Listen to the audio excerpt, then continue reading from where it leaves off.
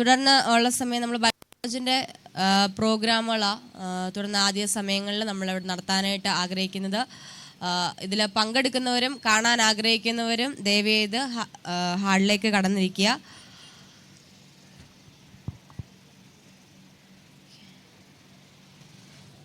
തുടർന്ന് നമ്മുടെ ബൈബിൾ കോളേജിൻ്റെ പ്രോഗ്രാം നമ്മൾ പ്രാർത്ഥിച്ച് ആരംഭിക്കാനായിട്ട് ദൈവനാമത്തിൽ നമ്മൾ ശരണപ്പെടുകയാണ്. അതിനുവേണ്ടി കർത്താവിൻ്റെ ദാസൻ ശമുവേൽ പ്രകാശിനെ നമ്മുടെ ബൈബിൾ കോളേജിൻ്റെ പ്രോഗ്രാം പ്രാർത്ഥിച്ച് ആരംഭിക്കാനായിട്ട് ക്ഷണിക്കുന്നു.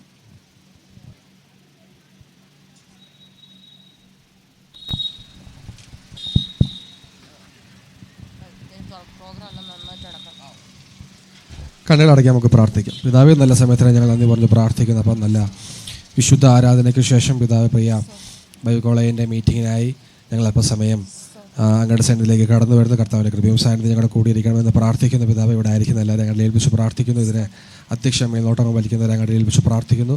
അനുഗ്രഹിക്കണമെന്ന് ഞങ്ങൾ പ്രാർത്ഥിക്കുന്നു. പിതാവ് പ്രത്യേകം ഇവിടെ പ്രോഗ്രാമുകൾ ചെയ്യുന്നവരെ ഞങ്ങളുടെ ഏൽപ്പിച്ച് പ്രാർത്ഥിക്കുന്നു. നന്നായി പെർഫോം ചെയ്യുന്നവരെ സഹായിക്കണമെന്ന് പ്രാർത്ഥിക്കുന്നു. ഇതിന് പിന്നിൽ പ്രവർത്തിക്കുന്ന എല്ലാവരും അനുഗ്രഹിച്ച് ഞങ്ങൾ പ്രാർത്ഥിക്കുന്നു. ഈ മീറ്റിംഗ് തീരുന്നവരെ കർത്താവ് ഞങ്ങളുടെ സാന്നിധ്യം കൂടെ ഉണ്ടായിരിക്കണമെന്ന് പ്രാർത്ഥിക്കുന്നു. പരിശുദ്ധാത്മാവിൻ്റെ ഗൈഡൻസിൽ കാര്യങ്ങൾ ചെയ്യാൻ ഞങ്ങളെ സഹായിക്കണമെന്ന് പ്രാർത്ഥിക്കുന്നു. നല്ലൊരു മാതൃകയായി തീരാൻ ഞങ്ങളെ സഹായിക്കണമെന്ന് പ്രാർത്ഥിക്കുന്നു. പ്രാർത്ഥന ഞങ്ങൾ സ്തോത്രം ചെയ്യുന്നു. യേശുവിന്റെ നാമത്തിൽ പിതാവേ, ആമേൻ. ആമേൻ. സ്തോത്രം സ്തോത്രം സ്തോത്രം. കർത്താവിൻ്റെ ദാസൻ നന്ദി പറയുന്നു. തുടർന്ന് നമ്മൾ ഒരു സ്വാഗത ഡാൻസ്, അതായത് വെൽക്കം ഡാൻസ് നമ്മൾ കാണാനായിട്ട് പോകുന്നത്. അതിനുവേണ്ടി ബൈബിൾ കോളേജിലെ സ്റ്റുഡൻസായ അലീന, മരിയ, അക്സ, മേരി, സന്തോഷ് 3 പേരെയും സ്റ്റേജിലേക്ക് ക്ഷണിക്കുന്നു.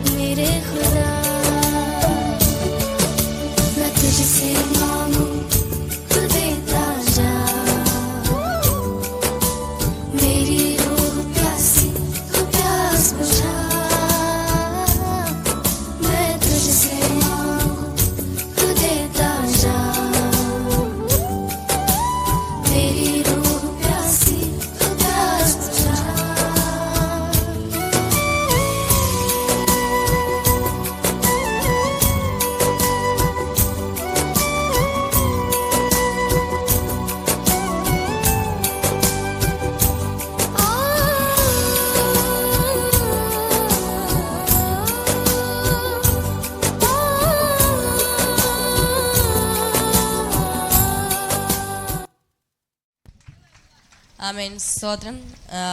അനുഗ്രഹിക്കപ്പെട്ട രീതിയിൽ ഒരു അനുഗ്രഹിക്കപ്പെട്ട ഡാൻസ് കാണാൻ കർത്താവ് നമ്മളെ സഹായിച്ചു. ഡാൻസ് കളിച്ച കുഞ്ഞുങ്ങൾക്ക് കരങ്ങളെ അടിച്ച് അവരൊന്ന് പ്രോത്സാഹിപ്പിച്ചേ. പ്രോത്സാഹനം കുറഞ്ഞുപോയി. ഒന്നുകൂടെ ഒച്ചത്തിൽ. ദൈവം ധാരാളമായിട്ട് അനുഗ്രഹിക്കട്ടെ. തുടർന്ന് ഇന്ന് നമ്മുടെ പ്രോഗ്രാമിൽ പങ്കെടുക്കാൻ വന്നവരെയും നമ്മുടെ ബൈബിൾ കോളേജിലെ സ്റ്റുഡൻസിനെയൊക്കെ സ്വാഗതം ചെയ്യാൻ വേണ്ടിയിട്ടുള്ള സമയമാണ്. അതിനു വേണ്ടിയിട്ട് ഞാൻ സിസ്റ്റർ കൃപയെ ക്ഷണിക്കുക.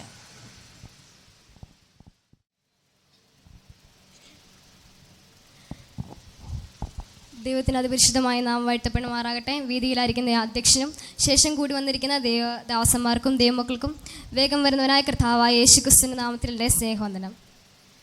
ഇന്നത്തെ അനുഗ്രഹീതമായ അവസരത്തിൽ ഞങ്ങളുടെ ബൈബിൾ കോളേജ് മഹനീയം സ്കൂൾ ഓഫ് തിയോളജി സംഘടിപ്പിക്കുന്ന ഈ ആത്മീയ കൂട്ടായ്മയിൽ കടന്നു വന്ന എല്ലാവരെയും ദൈവനാമത്തിൽ നന്ദി പറയുന്നു. ദൈവത്തിൻ്റെ കൃപ കൊണ്ട് നമുക്ക് ഒരുമിച്ച് കൂടുവാനും കർത്താവിൻ്റെ വചനത്തിൽ പങ്കുചേരുവാനും കഴിയുന്നത് തന്നെ വലിയൊരു അനുഗ്രഹമാണ്. ഇന്നത്തെ കൂട്ടായ്മയിൽ ദൈവനാമ മഹത്വത്തിനായിട്ടും നമ്മുടെ ആത്മീയ ജീവിതത്തെ പുതുക്കുവാനും ഒരുമിച്ച് സന്തോഷത്തോടെ ദൈവത്തെ ആരാധിക്കുവാനും വേണ്ടി ഒരുക്കപ്പെട്ട ഈ സമയത്തിനായി ദൈവത്തിനെ അതിനോട് സ്തോത്രം ചെയ്യുന്നു. ഈ ഓരോ കൂട്ടായ്മകളും നമുക്ക് ആത്മീയമായി വളരാൻ പ്രചോദനമായിട്ട് എന്ന് ഞാൻ ആശംസിച്ചുകൊള്ളുന്നു. അതോടൊപ്പം ഇന്നത്തെ ഈ കൂട്ടായ്മയിൽ ഭാഗവാക്കാകുവാൻ സമയം കണ്ടെത്തിയ എല്ലാ ദേവദാസന്മാരെയും ദൈവസഭയെയും പ്രത്യേക ബൈബിൾ കോളേജിൻ്റെ എല്ലാ സ്റ്റുഡൻസിനെയും ഞാൻ ഹൃദയപൂർവ്വം സ്വാഗതം ചെയ്തുകൊള്ളുന്നു. ഇന്ന് നമ്മൾ എല്ലാവരും ഒരുമിച്ച് ദൈവത്തിൻ്റെ സാന്നിധ്യം അനുഭവിക്കട്ടെ. ദൈവത്തിൻ്റെ വചനത്തിലൂടെ ആശ്വാസവും ശക്തിയും ലഭിക്കട്ടെ എന്ന് പ്രാർത്ഥിച്ചുകൊണ്ട് ഇതോടെ ഈ അനുഗ്രഹീതമായ കൂട്ടായ്മയിൽ ആയിരിക്കുമ്പോൾ ദൈവത്തിൻ്റെ നാമം മഹത്വപ്പെടട്ടെ എന്നും ആത്മാർത്ഥമായി പ്രാർത്ഥിച്ചുകൊണ്ടും ഈ ആത്മീയമായ കൂട്ടായ്മയിൽ വന്നിരിക്കുന്ന ദേവദാസന്മാരെയും ദൈവമക്കൾക്കും അതോടൊപ്പം തന്നെ പ്രത്യേക ഈ ബൈബിൾ കോളേജിൽ പഠിക്കുന്ന എല്ലാ വിദ്യാർത്ഥികൾക്കും കർത്താവായ യേശുക്രിസ്തുവിന്റെ നാമത്തിൽ സ്വാഗതം ചെയ്തുകൊണ്ട് എൻ്റെ വാക്കുകൾക്ക് വിരാമം കുറിക്കുന്നു. ദൈവം നമ്മെ അനുഗ്രഹിക്കുമാറാകട്ടെ. ആമേൻ. സ്വാഗതം അറിയിച്ച കൃപമോണ്ടുള്ള നന്ദിയെയും സ്നേഹവന്ദനത്തെയും അറിയിക്കുന്നു. തുടർന്നൊരു അനുഗ്രഹിക്കപ്പെട്ട പാട്ട് കേൾക്കാൻ വേണ്ടിയിട്ട് നമ്മൾ പോവുകയാണ്. അതിനുവേണ്ടി കർത്താവിൻ്റെ ദാസി ത്രസമോളെ ക്ഷണിക്കുന്നു.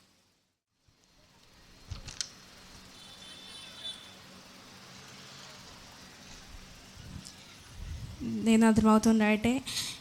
വേദിയിലായിരിക്കുന്ന പ്രിയ അധ്യക്ഷൻ ശേഷം കൂടിയിരിക്കുന്ന എല്ലാ ദൈവങ്ങൾക്കും വേഗം യേശുക്രിസ്തു നാമത്തിൽ എൻ്റെ സ്നേഹവന്ദനത്തെ അറിയിക്കുന്നു. എനിക്കു വേറില്ല ആശ ഒന്നുമെൻ പ്രിയനെ, എനിക്കു വേറില്ല ആശ ഒന്നുമെൻ പ്രിയനെ, പൊന്നുമുഖം ഇന്നു കണ്ടുകൊള്ളും ദാസൻ, പൊന്നുമുഖം നിന്നും കണ്ടുകൊള്ളും ദാസൻ, മനസ്സലിവോടു നിൻ കരുണകളോരോന്നും, മനസ്സലിവോടു നീ കരുണകളോരോന്നും എനിക്ക് നൽകുന്ന ദിന്ദുമാ സ്നേഹമേ, എനിക്കു നീ നൽകുന്ന ദിന്ദുമാ സ്നേഹമേ, എനിക്കു വേറില്ല ആശ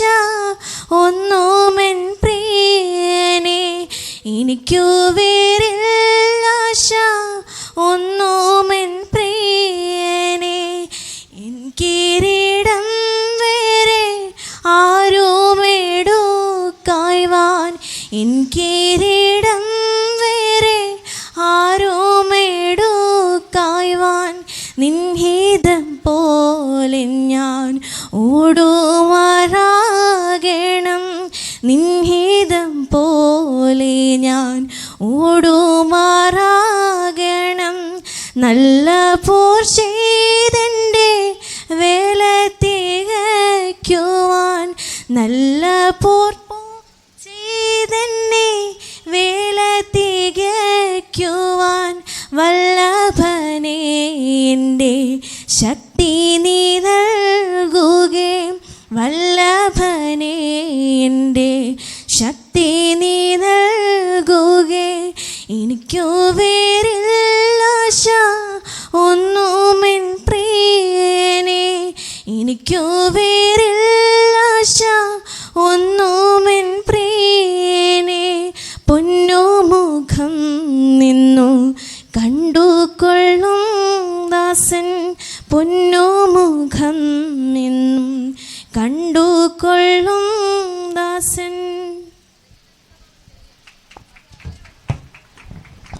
ആമേൻ. സ്തോത്രം. അനുഗ്രഹിക്കപ്പെട്ട ഒരു നല്ല പാട്ട് കേൾക്കാൻ ദൈവം നമ്മളെ സഹായിച്ചു. എല്ലാവരും ഒന്നും കൂടി ഒന്ന് കൈകളെ അടിച്ച് ആ കുഞ്ഞിനെ ഒന്ന് പ്രോത്സാഹിപ്പിച്ചേ. സ്തോത്രം. തുടർന്ന് നമ്മൾ സങ്കീർത്തനം വായിച്ച് പ്രാർത്ഥിക്കാനായിട്ടുള്ള സമയമാണ്. അതിനുവേണ്ടി കർത്താവിൻ്റെ ദാസി പ്രവീണെ ക്ഷണിക്കുന്നു. ദൈവനാമത്തിന് മഹത്വം ഉണ്ടായിരിക്കട്ടെ. ഇവിടെ ആയിരിക്കുന്ന വേദിയിലായിരിക്കുന്ന പ്രിയ ദേവദാസിക്കും ദേവദാസനും ഇവിടെ ആയിരിക്കുന്ന എല്ലാ ദേവദാസന്മാർക്കും ദേവദാസിമാർക്കും ദൈവമക്കൾക്കും എൻ്റെ സ്നേഹോദരം അറിയിക്കുന്നു.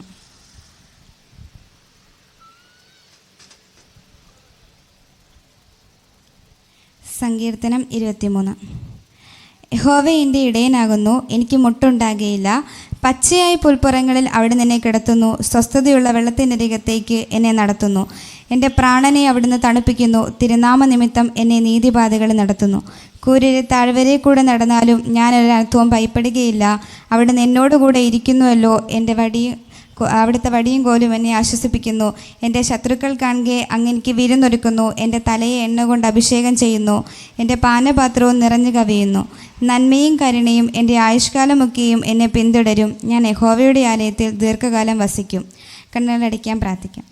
ഹല്ലേലൂയ. കർത്താവേ സ്തോത്രം സ്തോത്രം സ്തോത്രം കർത്താവേ. ഹല്ലേലൂയ. മഹാപരിശുദ്ധനായ ദൈവമേ, സ്തുതിക്കുക നല്ല കർത്താവേ, നല്ലതും വിലയേറുതുമായ ഈ സമയത്തിനായി നന്ദിയോടെ സ്തുതിക്കുന്നു, സ്തോത്രം ചെയ്യുന്ന കർത്താവേ. ഞങ്ങളുടെ സന്ധിയിലായിരിക്കാനും ആയുസ്സുവാരിക്കും തന്ന ദൈവമേ, നന്ദിയോടെ സ്തുതിക്കുന്ന കർത്താവേ. എന്നെ തന്നെ അപ്പം അങ്ങയുടെ കരങ്ങളിലേക്ക് തട്ടി സമർപ്പിക്കുന്നു. എൻ്റെ കുറവുകളൊന്നും കർത്താവ് ഞങ്ങളുടെ ഈ മീറ്റിങ്ങിൻ്റെ ദൈവമേ അനുഗ്രഹത്തിന് തടസ്സമാണെന്ന് പ്രാർത്ഥിക്കുന്ന കർത്താവ് ദൈവമേ, ഇന്നീ പകൽക്കാലം അടിയങ്ങളുടെ ദൈവമേ ഹല്ലേലൂയ ദൈവമേ വിശുദ്ധ ആരാധനയ്ക്ക് ശേഷമായ ദൈവമേ അടിയങ്ങളുടെ ബൈബിൾ കോളേജിൻ്റെ മീറ്റിങ്ങിലായിരിക്കും ദൈവം ഞങ്ങളെ സഹായിച്ചുവല്ലോ. ദൈവമേ ഇതിൻ്റെ ഭാരവാഹികളെ കർത്താവിൻ്റെ കരങ്ങളിലേക്ക് ഏൽപ്പിക്കുന്നു. പ്രത്യേക ദേവദാസിനെ ഓർത്ത് പ്രാർത്ഥിക്കുന്ന ഇവിടെയായിരിക്കും ദൈവം മക്കളെ പ്രത്യേക ബൈബിൾ കോളേജിൽ പഠിച്ചുകൊണ്ടിരിക്കുന്ന ഓരോ വിദ്യാർത്ഥികളെ ഞങ്ങളുടെ കരങ്ങളിൽ ഏൽപ്പിച്ചു പ്രാർത്ഥി. അവരെ ദൈവം ഈ തലമുറയ്ക്ക് ഏറ്റവും അനുഗ്രഹമുള്ളവരായി തീരുവാൻ അവരെ ദൈവം ഈ ദിവസങ്ങളിൽ ഒരുക്കണമേ, അനുഗ്രഹിക്കണമേ എന്ന് പ്രാർത്ഥിക്കുന്നു. ഇവിടെയായിരിക്കുന്ന എല്ലാവരും ഒരിക്കൽ കൂടി ഏൽപ്പിച്ചു പ്രാർത്ഥിക്കുന്നു. ഇന്നത്തെ മീറ്റിങ്ങിന് എല്ലാം ഒരിക്കൽ കൂടി ഏൽപ്പിച്ചു പ്രാർത്ഥിക്കുന്നു. അടിയനെ ദാറ്റി സമർപ്പിക്കുന്നു. പ്രാർത്ഥന ഞാൻ കിടന്ന യേശുവിനുള്ള നാമത്തിൽ ആമേൻ. ആമേൻ. സ്തോത്രം. ഒരനുഗ്രഹിക്കപ്പെട്ട സങ്കീർത്തന വായന കേൾക്കാനായിട്ട് ദൈവം നമ്മളെ സഹായിച്ചുവല്ലോ. കൈകളെ അടിച്ച് നമുക്ക് ദൈവത്തിന് മഹത്വം കൊടുക്കാം. വചനം വായിച്ച കുഞ്ഞിനെ ദൈവം ധാരാളമായിട്ട് അനുഗ്രഹിക്കട്ടെ. തുടർന്ന് നമ്മളിവിടെ എല്ലാവരും ആയിരിക്കുന്നതിന് നമ്മുടെ ജീവിതത്തിലൊക്കെ ഒരു സാക്ഷ്യമുണ്ട്. നമ്മൾ പലപ്പോഴും ദൈവത്തെ നമ്മുടെ ജീവിതത്തിലൂടെ അല്ലെങ്കിൽ പല അനുഭവങ്ങളിലൂടെ ദൈവത്തെ രുചിച്ചറിഞ്ഞ ദൈവത്തിൻ്റെ സന്നിധിയിൽ ഇന്നിവിടെ ആയിരിക്കുന്ന എല്ലാവരും തന്നെ കടന്നു വന്നിരിക്കുന്നത്. നിങ്ങളോടെല്ലാവരോടും ചോദിച്ചു കഴിഞ്ഞാൽ ദൈവം നിങ്ങളുടെ ജീവിതത്തിൽ ചെയ്തു തന്ന അത്ഭുതങ്ങൾ, അടയാളങ്ങൾ, അല്ലെങ്കിൽ ദൈവം നടത്തിയ വിധങ്ങൾ, ഇങ്ങനെ പറയാൻ നിങ്ങൾക്ക് അനേകം സാക്ഷ്യങ്ങളുണ്ട്. അതുപോലെ തന്നെ ഒരു അനുഗ്രഹിക്കപ്പെട്ട സാക്ഷ്യവും നമ്മുടെ സഹോദരി മരിയയ്ക്ക് പറയാനായിട്ടുണ്ട്. മരിയ അവർ കുടുംബമായ വിശ്വാസത്തിലേക്ക് വന്നതിന് ഏറ്റവും വലിയൊരു മൂലകാരണം ആ കുഞ്ഞാണ്.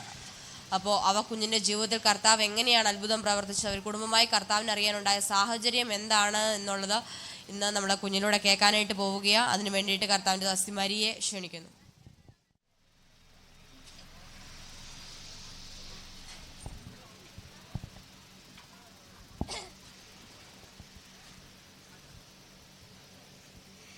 ദൈവനാമത്തിന് മഹത്വം ഉണ്ടായിരിക്കട്ടെ. തുടർന്ന് കൂടി വന്നിരിക്കുന്ന ഓരോരുത്തർക്കും എൻ്റെ നാമത്തിലും എൻ്റെ കുടുംബത്തിൻ്റെ നാമത്തിലും ക്രിസ്ത്യവന്ദനത്തെ ഞാൻ അറിയിക്കുന്നു. തുടർന്ന് എന്നോട് ചെയ്യാൻ പറഞ്ഞിരിക്കുന്ന പ്രോഗ്രാം എന്ന് പറയുന്നത് എൻ്റെ അനുഭവസാക്ഷി നിങ്ങളോട് പറയുക എന്നതാണ് എന്നോട് പറഞ്ഞിരിക്കുന്നത്. എല്ലാവരും പോലെ തന്നെ എനിക്കങ്ങനെ സാക്ഷി ഇങ്ങനെ ഒരുപാട് പേരോട് പറഞ്ഞുള്ള എക്സ്പീരിയൻസും കാര്യങ്ങളൊന്നും ഇല്ലാത്തതുകൊണ്ട് ഒരാളോടൊക്കെയാണെങ്കിൽ കുഴപ്പമില്ല. പക്ഷേ ഇങ്ങനെ വലിയൊരു ആൾക്കാർ വേണ്ടി പറയാൻ എനിക്കറിയത്തില്ല. അതുകൊണ്ട് തന്നെ തെറ്റത്തൊന്നുമില്ല, കാരണം എൻ്റെ സാക്ഷികളല്ല. അതുകൊണ്ട് പിന്നെ വാക്കുകൾ ചിലപ്പോൾ ഇങ്ങനെ മിസ്റ്റേക്ക് കാണും. അതൊക്കെ നിങ്ങളെല്ലാവരും ഒന്ന് ക്ഷമിച്ചേക്കണമെന്ന് ആദ്യമായിട്ട് തന്നെ ഞാൻ പറയുന്നു. പിന്നെ ഞങ്ങൾ ഒരു കത്തോലിക്ക കുടുംബമായിരുന്നു. ഞങ്ങളുടെ അടുത്തുള്ളൊരു പള്ളിയിലൊക്കെ തന്നെയായിരുന്നു പൊയ്ക്കൊണ്ടിരുന്നത്. ഞാൻ വിശ്വാസത്തിൽ വന്നിട്ട് ഇപ്പോൾ 12 വർഷം ആവാറാകുന്നു. ഞങ്ങൾ കുടുംബമായിട്ട് വിശ്വാസത്തിൽ വരാൻ കാരണം ഞാൻ തന്നെയാണ്. കാരണം എൻ്റെ കുഞ്ഞുനാളിൽ എൻ്റെ മുഖത്ത് വല്ലാത്തൊരു അസുഖം ഉണ്ടായിരുന്നു. എൻ്റെ മോണയ്ക്ക് ചുറ്റും പഴുപ്പ് കെട്ടി ലാസ്റ്റ് വ്രണം പോലെ പൊട്ടി അളിയുന്ന സാഹചര്യമൊക്കെ ഉണ്ടായിരുന്നു.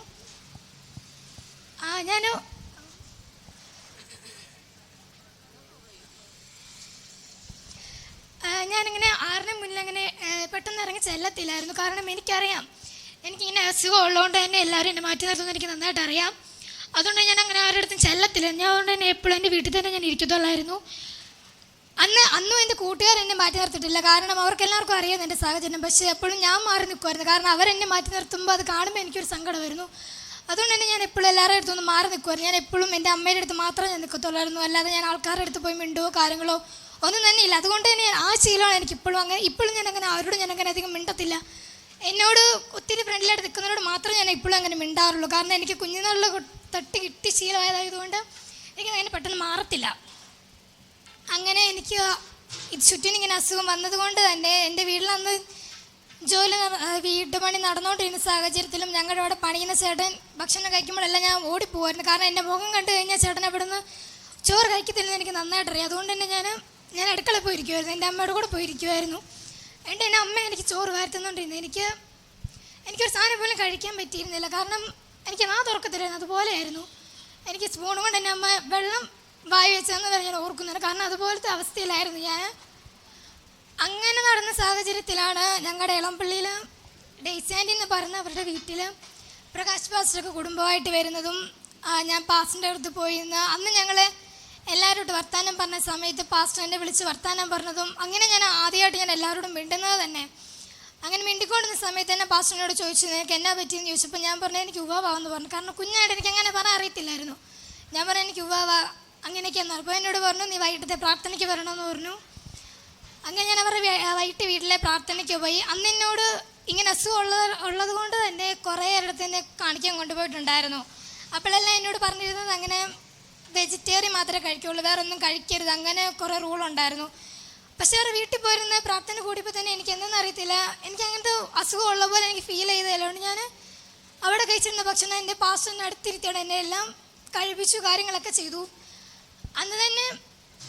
അന്നൊരു ശനിയാഴ്ചയായിരുന്നു. അത് പിറ്റേ ദിവസം ഞായറാഴ്ച പാസ്റ്റർ എൻ്റെ അമ്മയോട് പറഞ്ഞു ഞായറാഴ്ച സഭായോഗം ഉണ്ട്, കൊച്ചിനെ കൂട്ടി വരണമെന്ന് പറഞ്ഞു. അന്ന് എനിക്ക് ഭയങ്കര ഇഷ്ടമായിരുന്നു പോകാൻ. അതുകൊണ്ട് തന്നെ അന്ന് എനിക്ക് അങ്ങനെ അധികം ഡ്രസ്സുകളോ കാര്യങ്ങളോ ഒന്നുമില്ല. എനിക്ക് ഒരു ജോഡി ഡ്രസ്സും കണ്ട് എനിക്ക് ഉള്ളായിരുന്നു. അപ്പോഴും എനിക്ക് പ്രാർത്ഥനയ്ക്ക് പോകണമെന്ന് ഭയങ്കര വാശിയായിരുന്നുകൊണ്ട് തന്നെ ഞാൻ ആ ഡിസൈനറുടെ കൂടെ ഞാൻ പ്രാർത്ഥനയ്ക്ക് പോയി. അന്ന് പോയി വന്ന് പിറ്റേ ദിവസം എൻ്റെ മുഖം കഴിയപ്പോൾ എനിക്കറിയത്തില്ല, പ്രാർത്ഥിച്ച വെള്ളം പാസ്റ്റർ തന്നു. ഞാൻ മുഖം കഴുകി കഴിഞ്ഞപ്പോൾ എനിക്കറിയത്തില്ല, എൻ്റെ മുഖത്തൊരു പാട് പോലും ഇല്ലാത്ത രീതിയിൽ എൻ്റെ അസുഖം പൂർണ്ണമായി നീങ്ങിപ്പോയി. അന്ന് തൊട്ടാണ് ഞങ്ങൾ വിശ്വാസത്തിൽ വരാൻ കാരണം. അന്ന് തൊട്ട് ഇന്ന് വരെ അവിടുന്ന് പുറകോട്ട് പോകാൻ ദയവായിട്ട് എനിക്ക് ഒരു സാഹചര്യം ഉണ്ടാക്കിയിട്ടില്ല. അതുകൊണ്ട് തന്നെ ഞാൻ കാരണമാണ് എൻ്റെ കുടുംബവും വിശ്വാസത്തിൽ വന്നിട്ടുള്ളത്. ഞാൻ വിശ്വാസത്തിൽ വരാൻ കാരണവും പ്രകാശ് പാസ്റ്റർ തന്നെയാണ്, അവർ കുടുംബം തന്നെയാണ് അതിന് കാരണം. കാരണം ഞങ്ങൾ അത്ര പേര് സപ്പോർട്ട് ചെയ്തിട്ടുണ്ട്. അതുകൊണ്ട് തന്നെ എനിക്ക് അവരുടെ കുടുംബത്തിൽ നിന്ന് എനിക്ക് കിട്ടിയ ഏറ്റവും വലിയൊരു ഗിഫ്റ്റാണ് ഗ്ലോറി ചേച്ചി. കാരണം എനിക്കങ്ങനെ സിസ്റ്റർ ഫീലിങ്സ് ഒന്നും ഇല്ല. അതുകൊണ്ട് തന്നെ എനിക്കങ്ങനെ എൻ്റെ ലൈഫിൽ ഒരു കാര്യങ്ങളെടുത്ത് എനിക്ക് അറിയത്തില്ലായിരുന്നു.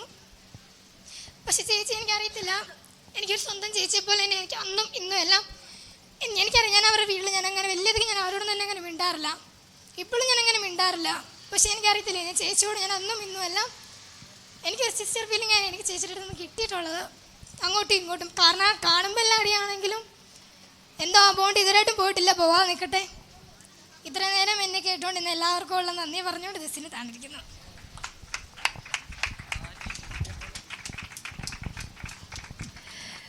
ദൈവനാമത്തിന് മാത്രം ഉണ്ടാകട്ടെ. ഒരു അനുഗ്രഹിക്കപ്പെട്ട സാക്ഷ്യം തന്നെ നമ്മൾ ആ കുഞ്ഞിൽ നിന്ന് കേട്ടു. അനേകരും മാറ്റി നിർത്തിയ സാഹചര്യത്തിലും ദൈവത്തിൻ്റെ സ്നേഹം ആ കുഞ്ഞിനെ ആ കുടുംബത്തെയും കണ്ടതുകൊണ്ടാണ് അവരിന്ന് ഈ ദൈവത്തിൻ്റെ സന്നിധിയിൽ ആയിരിക്കുന്നത്.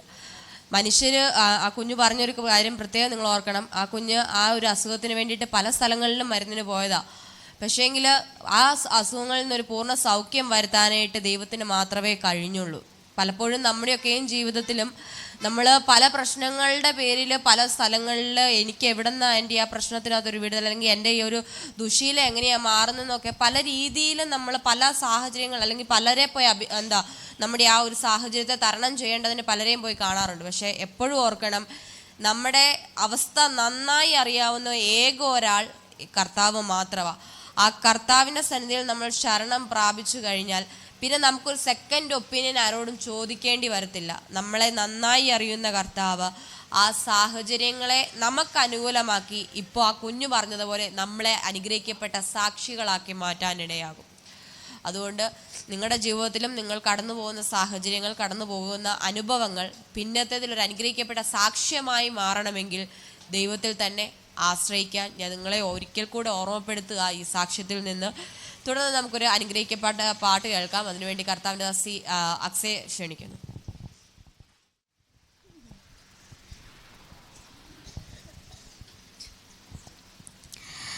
നിൻ സ്നേഹം ഞാൻ രുചിച്ചു, ഓ എത്രയോ മധുരം. നിൻ സ്നേഹം ഞാൻ രുചിച്ചു, ഓ എത്രയോ മധുരം. തേനിനേക്കാളും തേൻകട്ടയേക്കാളും എന്നാവിലെത്ര മധുരം. തേനിനേക്കാളും തേൻകട്ടയേക്കാളും എന്നാവിലെത്ര മധുരം. ഹല്ലേലൂയ ഹല്ലേലൂയ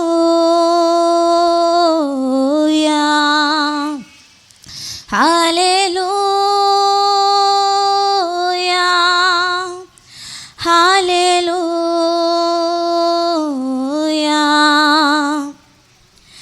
ശ്രേഷ്ഠതയാർന്ന പദവികളും മാന്യതയും തന്നു നീ. നീനച്ചതിലും മേൽത്തരമായി ഊഴിയിൽ നിർത്തിയല്ലോ. ശ്രേഷ്ഠതയാർന്ന പദവികളും മാന്യതയും തന്നു നീ.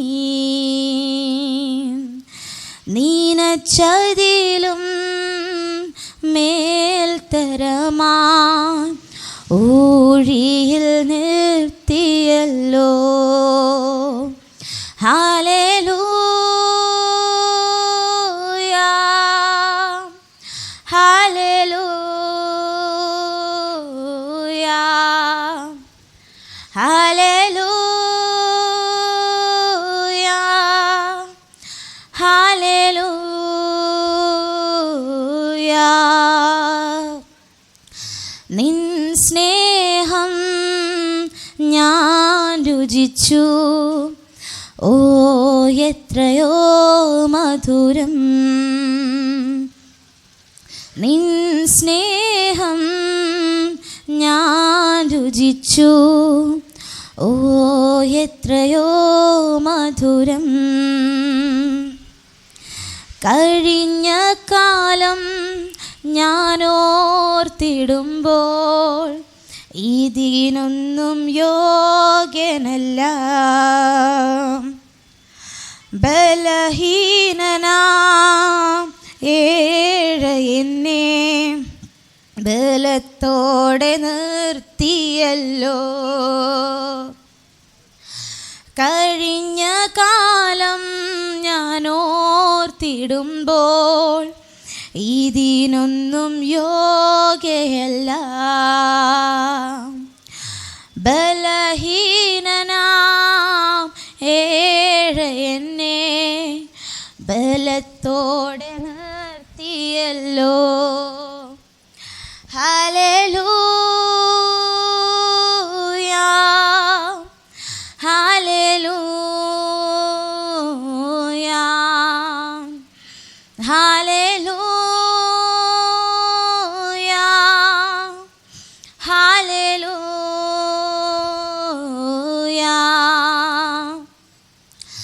നിൻ സ്നേഹം ഞാൻ രുചിച്ചു, ഓ എത്രയോ മധുരം.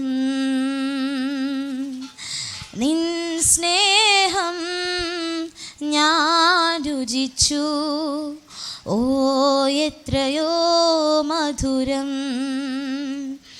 തേനിനേക്കാളും തേൻകട്ടയേക്കാളും എന്നാവിലെത്ര മധുരം. തേനിനേക്കാളും തേൻകട്ടയേക്കാളും എന്നാവിലെത്ര മധുരം നിൻ സ്നേഹം ഞാൻ രുചിച്ചു. ഓ എത്രയോ മധുരം നിൻ സ്നേഹം ഞാൻ രുചിച്ചു. ഓ എത്രയോ മധുരം.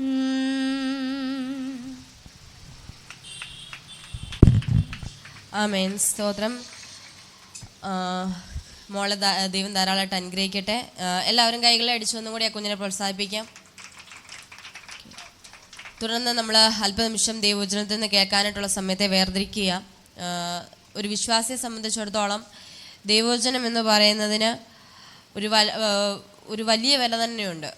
നമ്മുടെ ഒരു വിശ്വാസ ജീവിതത്തെ സംബന്ധിച്ച്, നമ്മളൊരു ആത്മീയമായ വളർച്ചയെ സംബന്ധിച്ചൊക്കെയും നമ്മുടെ ഒരു നല്ല ആത്മീയ വളർച്ച ഉണ്ടാവണമെങ്കിൽ നമ്മുടെ ജീവിതത്തിൽ ഉറപ്പായിട്ടും ഉണ്ടായിരിക്കേണ്ട ഒരു കാര്യമാണ് ദൈവവചനം എന്ന് പറയുന്നത്. അതുകൊണ്ട് തന്നെ നമ്മൾ അല്പനിമിഷം ദൈവവചനത്തിൽ നിന്ന് ശ്രദ്ധിക്കാനായിട്ട് പോകുക. അതിനു വേണ്ടിയിട്ട് ഞാൻ കർത്താവിൻ്റെ ദാസൻ അമലിനെ ക്ഷണിക്കുന്നു.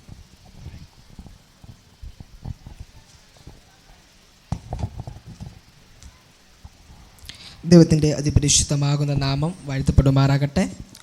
പ്രത്യേകം നമ്മുടെ കൺവെൻഷനെ സംബന്ധിച്ച് ബൈബിൾ കോളേജിൻ്റെ മഗ്നേം സ്കൂൾ ഓഫ് തിയോളജി സംഘടിപ്പിക്കുന്ന ആത്മീകമായ കൂട്ടായ്മയിലേക്ക് ഇവിടെ ആയിരിക്കുന്ന എല്ലാ കുഞ്ഞുങ്ങൾക്കും പ്രത്യേക ദൈവമക്കൾക്കും കർത്താവായ യേശുക്രിസ്തുവിൻ്റെ നാമത്തിൽ സ്നേഹവന്ദനത്തെ അറിയിച്ചു കൊള്ളുകയാണ്. ഈ സമയം ഇവിടെ ആയിരിക്കുന്ന എല്ലാവർക്കും ഞാൻ എല്ലാവരെയും ഓർത്ത് ദൈവത്തിന് നന്ദിയോടെ സ്തോത്രം ചെയ്യുകയാണ്.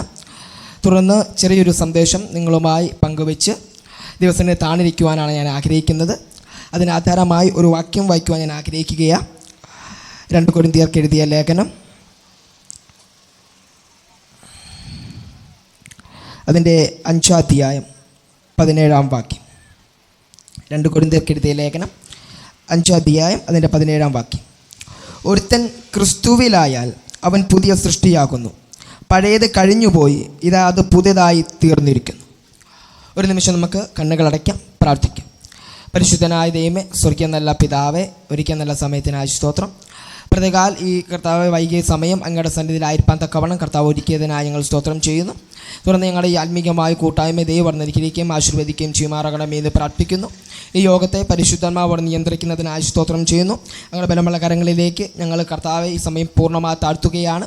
ഇന്ന് നടക്കുന്ന മീറ്റിംഗ് ഞങ്ങൾ എല്ലാവരും ജീവിതത്തെ അനുഗ്രഹത്തിന് കാരണമായി തീരണം. ഇവിടെ ആയിരിക്കുന്ന കുഞ്ഞുങ്ങൾക്ക്, ദൈവമക്കൾക്ക് എല്ലാവർക്കും വന്ന് സഹായിക്കുമാറാകണമേ എന്ന് പ്രാർത്ഥിക്കുന്നു. വിശേഷാൽ ദൈവത്തിൻ്റെ തിരുവെഴുത്ത് മാറ്റമില്ലാത്ത വചനമാണല്ലോ. ആ വചനം കർത്താവെ ഇന്ന് കേൾക്കുന്ന എല്ലാവരുടെയും ജീവിതത്തിൽ നന്മയ്ക്ക്, അനുഗ്രഹത്തിന്, വിടുതലിനും പ്രത്യേക കർത്താവ് നിത്യതയ്ക്ക് യോഗ്യമാകുന്ന വണ്ണം അവർ നടപ്പാൻ തക്കവണ്ണം മാതൃകയായ ഒരു ജീവിതം കാണിച്ചു കൊടുക്കാൻ തക്കവണ്ണം ആ എല്ലാ ഉപദേശങ്ങളും കർത്താവ് നിങ്ങൾക്ക് നൽകി തരുമാറാകണമേ എന്ന് പ്രാർത്ഥിക്കുന്നു. അവിടുത്തെ വചനത്തിൻ്റെ ആ കർത്താവെ ആഴങ്ങളൊക്കെ കർത്താവ് ഞങ്ങൾക്ക് മനസ്സിലാക്കി തരുന്നതിനായി സ്തോത്രം. അങ്ങനെ ബലമുള്ള കാര്യങ്ങളെ പൂർണ്ണമായി താഴ്ത്തുന്നു. പ്രാർത്ഥന യാചനയും കേട്ടതിനായി സ്തോത്രം. യേശു ക്രിസ്തുവിൻ്റെ നാമത്തിൽ തന്നെ ആമേൻ.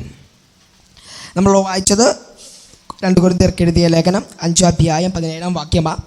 അവിടെ അപ്പോസ്തലനായ പൗലോസ് ഇങ്ങനെ പറയുകയാണ്: ഒരുത്തൻ ക്രിസ്തുവിലായാൽ അവൻ പുതിയ സൃഷ്ടിയാകുന്നു, പഴയത് കഴിഞ്ഞുപോയി, ഇതാ അതൊക്കെയും പുതുതായി തീർന്നിരിക്കുന്നു. നമുക്കറിയാം, ഇന്ന് നമ്മളിവിടെ ഇരിക്കുമ്പോൾ നമ്മളെല്ലാവരുടെയും ജീവിതത്തിൽ നമുക്ക് കിട്ടിയ വലിയൊരു ഭാഗ്യമാണ് കർത്താവായ യേശുവിനെ അറിയുവാൻ ലഭിച്ചതും ആ കർത്താവിനെ നമ്മുടെ ജീവിതത്തിൽ കിട്ടിയതും ഏറ്റവും വലിയൊരു ഭാഗ്യമാണ്.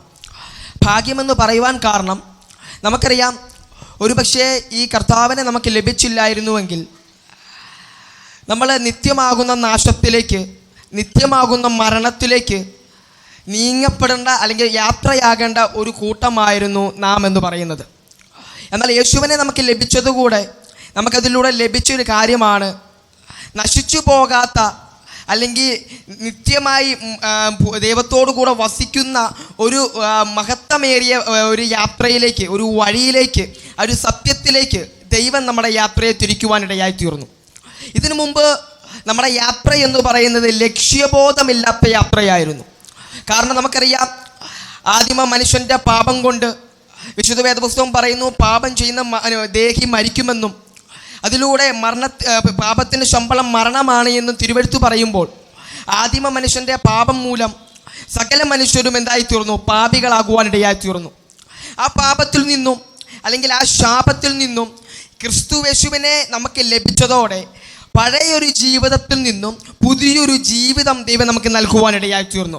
അല്ലെങ്കിൽ ലക്ഷ്യബോധമില്ലാതെ സഞ്ചരിച്ച ഒരു ജീവിതത്തിൽ നിന്നും ലക്ഷ്യബോധമുള്ള ഒരു ജീവിതത്തിലേക്ക്, ഒരു ലക്ഷ്യത്തിലേക്ക് ദൈവം നമ്മളെ എന്ത് ചെയ്തു? തിരിക്കുവാനിടയായി തീർന്നു. അപ്പം നാം തിരിച്ചറിയണം, ക്രിസ്തുവിനെ അറിഞ്ഞ ഒരു മനുഷ്യൻ തൻ്റെ ജീവിതത്തിൽ പിന്നെ ജീവിക്കുന്നത് ഒരു ലക്ഷ്യബോധമില്ലാത്തൊരു ജീവിതമല്ല, മറിച്ച് ലക്ഷ്യബോധമുള്ളൊരു ജീവിതമുള്ളവനായിട്ടാണ് താൻ തൻ്റെ ജീവിതം നയിക്കുന്നത്. നമുക്കറിയാം, ക്രിസ്തുവിലൂടെ ജീവിതത്തിന് നമുക്ക് ലഭിച്ച ലക്ഷ്യം അത് ദൈവം നമുക്ക് തന്ന ലക്ഷ്യമാണ്. അത് നമ്മൾ ഉണ്ടാക്കിയെടുത്ത ലക്ഷ്യമല്ല, മറിച്ച് ദൈവം നമുക്ക് തന്ന ലക്ഷ്യമാണ്. അതിനെ 2 വശങ്ങളായിട്ട് നമുക്ക് പറയുവാൻ കഴിഞ്ഞാൽ അതിലൊന്നാണ് ദൈവം നമുക്ക് നൽകിയ ദൗത്യം എന്ന് പറയുന്നത്, 2 ദൈവത്തിൻ്റെ വിളി എന്ന് പറയുന്നത്.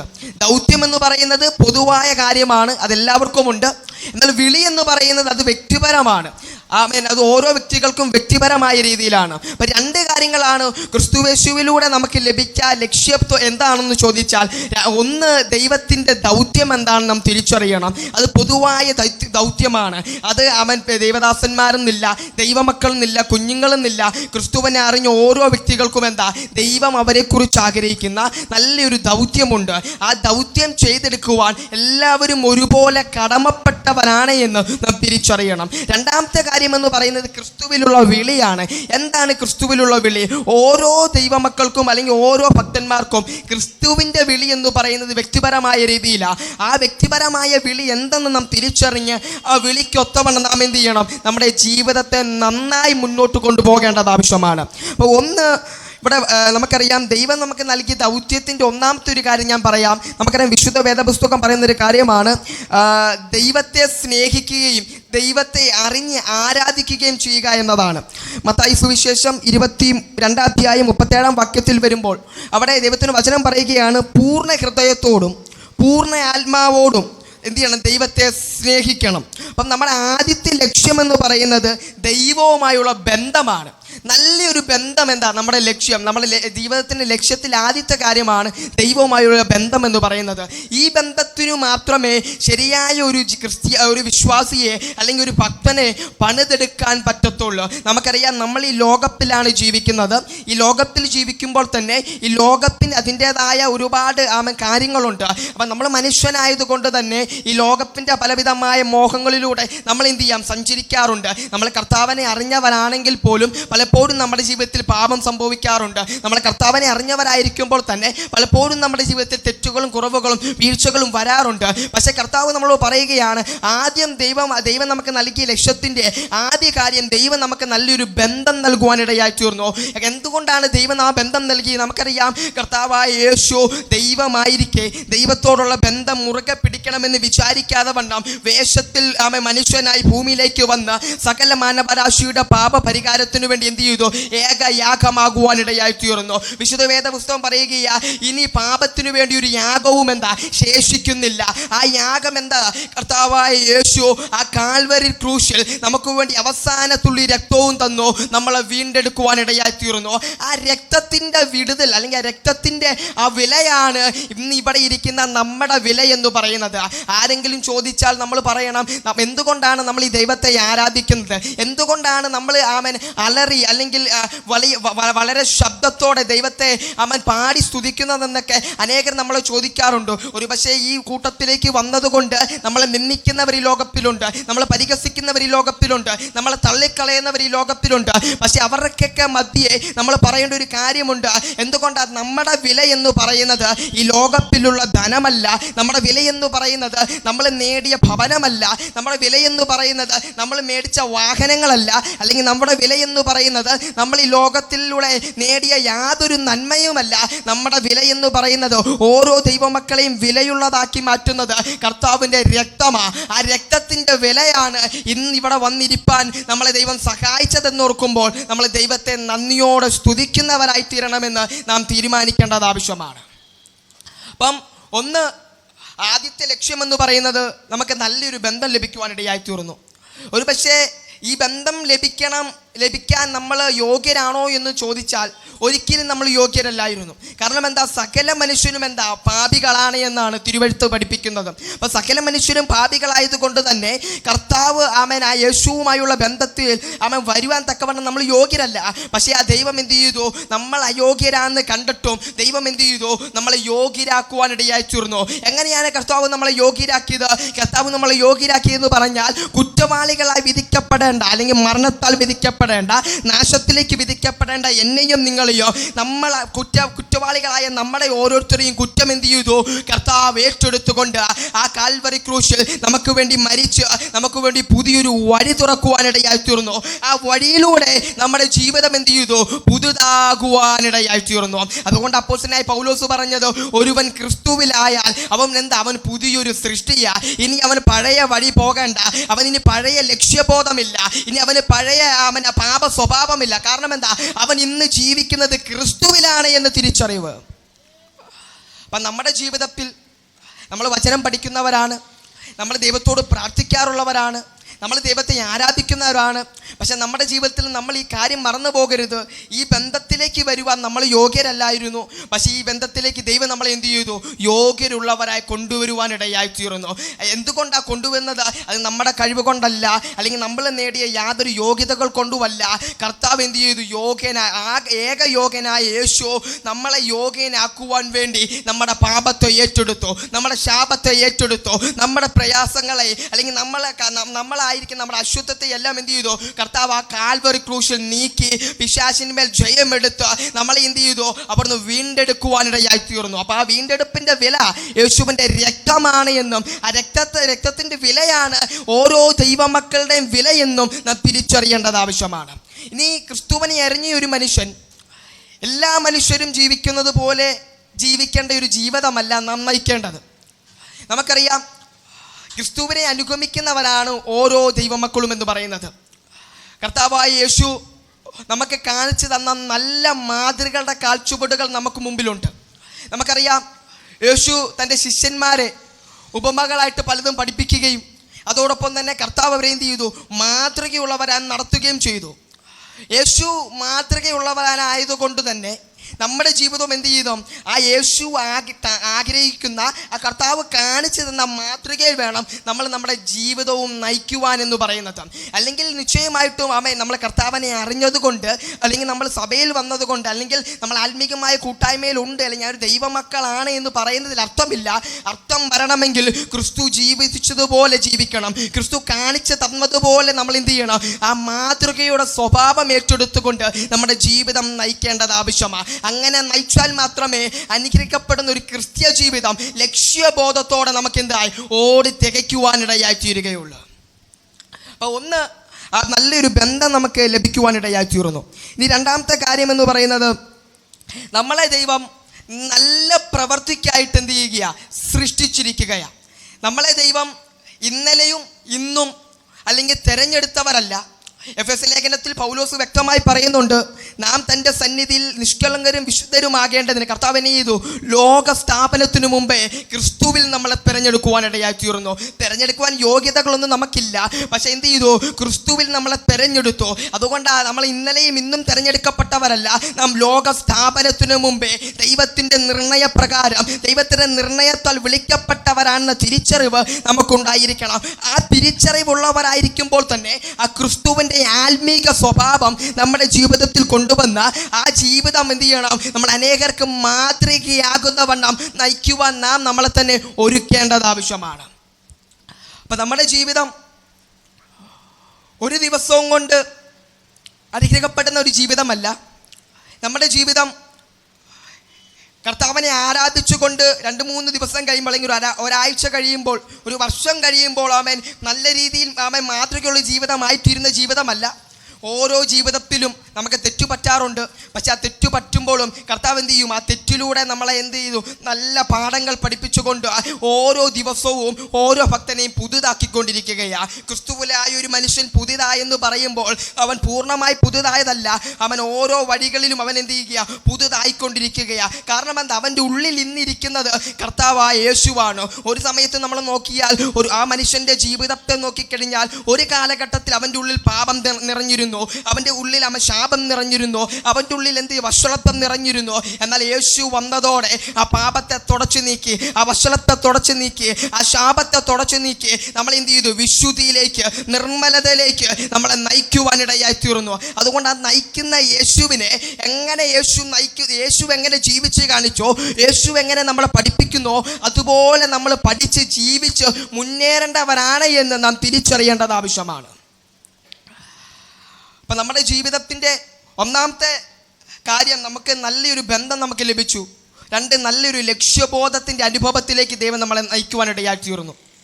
മുമ്പേ നമ്മൾ ഇരുളായിരുന്നു, എന്നാൽ ഇപ്പോൾ നമ്മൾ ആരാ? കർത്താവിൽ വെളിച്ചമായിരിക്കുകയാണ്. നമുക്കറിയാം, നമ്മൾ ഈ ലോകത്തിൻ്റെ വെളിച്ചമാകുന്ന ഒരു നായകൻ്റെ പിന്നാലെ ഇറങ്ങിത്തിരിച്ചിരിക്കുകയാണ്. ഈ ലോകത്തിൽ ഏക രക്ഷിതാവായ, ഏക രക്ഷകനായ, ഏക നിത്യജീവനായ ആ യേശുവിൻ്റെ പിന്നാലെ ഇറങ്ങിത്തിരിച്ചിരിക്കുകയാണ്. ആ യേശുവിൻ്റെ പിന്നാലെ ഇറങ്ങിത്തിരിച്ച നമ്മുടെ ജീവിതം അനേകർക്ക് മുമ്പിൽ എന്തായിരിക്കണം? മാതൃകയുള്ള നല്ല പ്രവൃത്തിയുള്ള ജീവിതമായിരിക്കണമെന്ന് ദൈവം ആഗ്രഹിക്കുകയാണ്.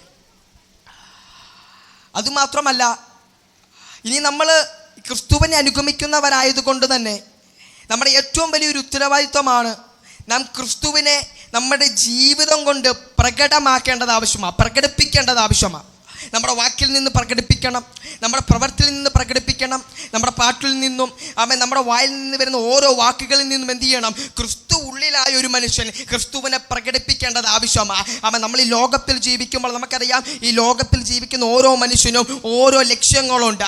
അവൻ ഓരോ ലക്ഷ്യത്തിനും വേണ്ടി ഓരോ ദിവസവും അധ്വാനിക്കുകയാണ്. ഓരോ ലക്ഷ്യത്തിനു വേണ്ടി പലതും നേടാൻ വേണ്ടി ഓരോ ദിവസവും അവൻ എന്ത് ചെയ്യുക? ആർത്തിയോടെ, ആവേശത്തോടെ ഈ ലോകത്തിലൂടെ പൊക്കോണ്ടിരിക്കുകയാണ്. പക്ഷേ ആ മനുഷ്യനൊരു തിരിച്ചറിവില്ല.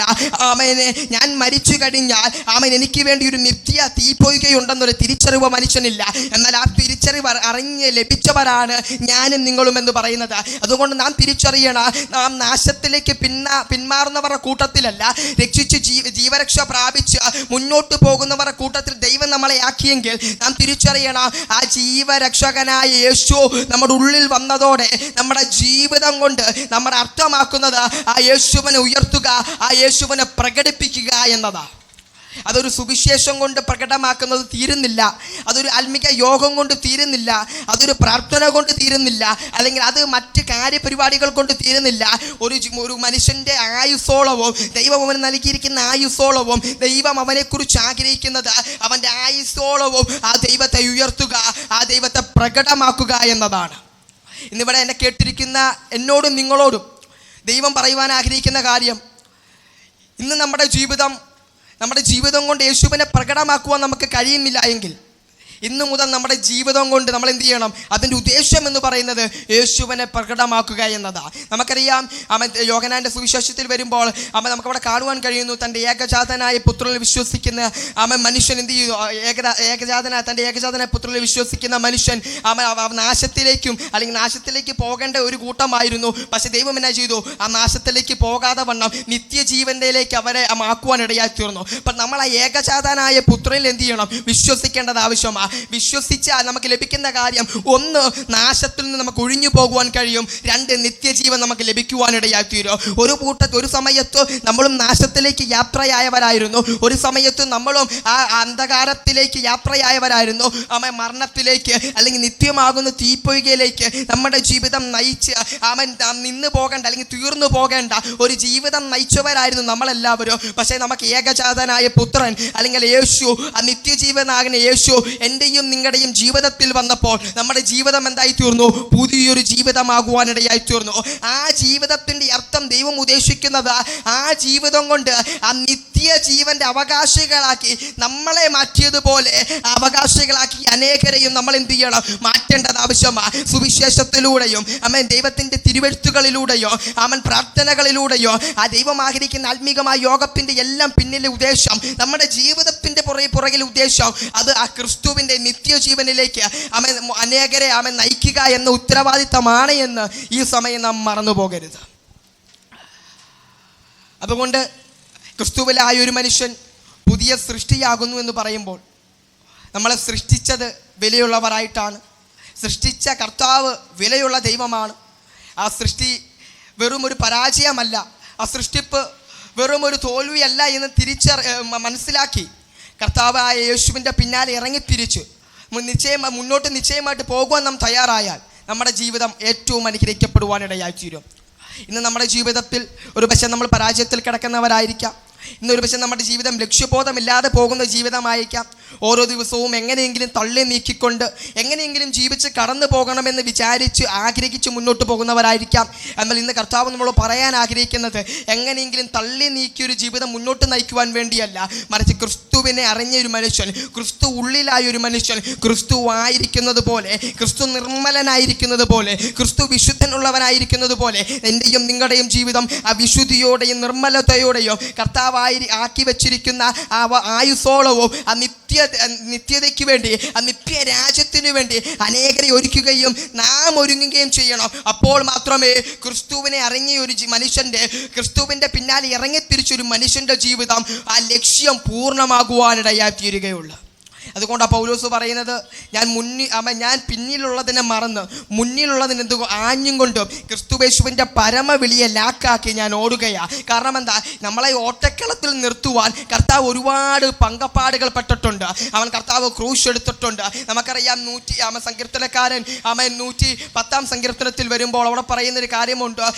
കർത്താവ് എന്തായിരുന്നു? താൻ തേജസ്സുള്ള ദൈവമായിരുന്നു. താൻ പ്രകാശം വസ്ത്രം ഉടുക്കുന്നത് പോലെ പ്രകാശം ഉടുത്ത ദൈവമായിരുന്നു. പക്ഷെ നമുക്ക് വേണ്ടി എന്ത് ചെയ്തു? തേജസ്സായ ദൈവം ആ തേജസ് വേണ്ടെന്ന് വെച്ചത്. നമുക്ക് വേണ്ടി വസ്ത്രം പോലെ പ്രകാശത്തെ ഉടുത്ത കർത്താവ് ആ പ്രകാശം വേണ്ടെന്ന് വെച്ചത്, ആ മാന്യത വേണ്ടെന്ന് വെച്ചത് എന്നെയും നിങ്ങളെയും ഓർത്തിട്ടാണ്. കാരണം എന്താ? നാം നശിക്കരുത്, നാം നിത്യജീവന്റെ അവകാശികളായി തീരണം. നാം തീപ്പൊയ്കയിൽ നരകത്തിൽ പോയി നമ്മുടെ ജീവിതം ഒരു തോൽവിയായി തീരാതിരിക്കണമെന്ന് കരുതി കർത്താവ് എന്നാ ചെയ്തു? ആ പ്രകാശം വേണ്ടെന്ന്, ആ തേജസ് വേണ്ടെന്ന് വെച്ച് ആ നിത്യ തേജസ്സിലേക്ക്, ആ നിത്യതയിലേക്ക് ക്രിസ്തുവിലൂടെ നമ്മളെ എന്ത് ചെയ്തു? വിളിച്ച് വേർതിരിക്കുവാനിടയായി തീർന്നു. അതുകൊണ്ട് ഇന്ന് ഈ സമയം ഈ സന്ദേശത്തിൽ കേട്ടിരിക്കുന്ന നിങ്ങളോട് ഞാൻ പറയുവാൻ ആഗ്രഹിക്കുന്നത്, ഒരു കാലത്ത് ലക്ഷ്യബോധമില്ലാതെ സഞ്ചരിച്ച നമ്മുടെ ജീവിതത്തെ ഇന്ന് ദൈവം ഒരു ലക്ഷ്യത്തിലാക്കിയിരിക്കുകയാണ്. ആ ലക്ഷ്യം തികയ്ക്കുക എന്നത് നമ്മുടെ കർത്തവ്യമാണ്. കാരണം നമ്മൾ എത്ര സ്തുതിച്ചാലും എത്ര ആരാധിച്ചാലും നമ്മുടെ പാപത്തെ പരിഹരിച്ച കർത്താവിനെ ഒരു നന്ദി കൊണ്ടോ അല്ലെങ്കിൽ നമ്മുടെ പ്രാർത്ഥന കൊണ്ടോ ഒന്നും ആ നന്ദി പൂർണ്ണമാകുന്നില്ല. പക്ഷേ ദൈവം നമുക്ക് നൽകിയിരിക്കുന്ന ജീവിതം അത് ലോകത്തിൽ ജീവിക്കാനല്ല, അല്ലെങ്കിൽ ലോകമോഹങ്ങളിലൂടെയും പിശാചിൻ്റെ തന്ത്രങ്ങളിലൂടെ മുന്നോട്ട് പോയി നാശത്തിലേക്ക് പോകാൻ വേണ്ടിയല്ല, മറിച്ച് ആ നിത്യതയെ അനേകരെ മാറ്റിയെടുക്കുവാനും ആ ക്രിസ്തുവിലൂടെ നാം പുതിയ സൃഷ്ടിയായതുപോലെ അനേകരും പുതിയ സൃഷ്ടിയായി ദൈവസഭകളിലേക്ക് ദൈവരാജ്യത്തിൻ്റെ വിസ്താരണത്തിന് കടന്നു വരേണ്ടത് ആവശ്യമാകിയാൽ അത് നമ്മുടെ ലക്ഷ്യമാണെന്ന് മനസ്സിലാക്കി, അത് നമ്മുടെ ഉദ്ദേശമാണെന്ന് മനസ്സിലാക്കി നല്ലൊരു ഓട്ടം ഓടുവാൻ കർത്താവ് ഈ നാളുകളിൽ നമ്മളെല്ലാവരെയും സഹായിക്കുമാറാകട്ടെ എന്ന് പറഞ്ഞുകൊണ്ടും സമയം അനുവദിച്ച് എന്ന പ്രിയ കർത്തദാസിയോടും എന്നെ കേട്ട് ഇരുന്ന എല്ലാ ദൈവമക്കളോടുമുള്ള നന്ദിയും ബന്ധവും ഞാൻ അറിയിച്ചുകൊണ്ട് ദിവസനെ തന്നിരിക്കുകയാണ്. ഈ വചനം നമ്മളെ ധാരാളമായി അനുഗ്രഹിക്കുമാറാകട്ടെ.